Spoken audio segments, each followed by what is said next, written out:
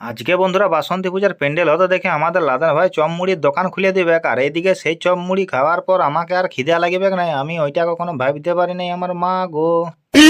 তো চলো বন্ধুরা ভিডিওটা সকাল থেকে শুরু করা যাক।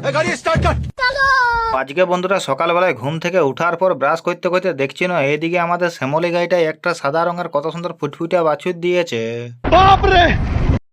তারপর বন্ধুরা বাস স্ট্যান্ডে আসে মাছ পটিয়ে ঢুকে দেখছি না এধারে আমাদের মাদা জেঠু খাঁচে গোলদা চিংড়ি নিয়ে বসে আছে, আর সেই গোলদা চিংড়ি গিলে দেখছি না অর্ধেক জন্ত আছে। আর এদিকে বন্ধুরা তারপর ঘুরে দেখছি না আমাদের লাদান ভাই নতুন করে দেখছি ও চমমুড়ির দোকান খুলেছে। তো তোমরা যদি চমমুড়ি খেতে চাও আমাদের লাদান ভাইয়ের কাছে আসতে পারো। তারপর বন্ধুরা চপ কিনে নিয়ে আসতেছিলি না, এদিকে দেখছি আমাদের বাসন্তী পূজার প্যান্ডেল বাস স্ট্যান্ডে আরম্ভ হয়ে গেছে।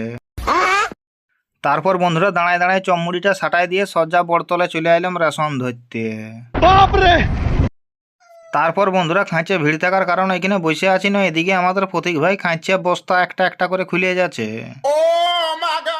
এদিকে তারপর বন্ধুরা খাঁচে রোদ আর গরম থাকার কারণে আমি একটা থালাই করে শশা কাটিয়ে নিয়ে আর বসে গেলাম। তারপর বন্ধুরা থালাটা নিয়ে বসে নিয়ে একটা একটা করে শশা গিলা গবা গব করে সাটাই দিলাম।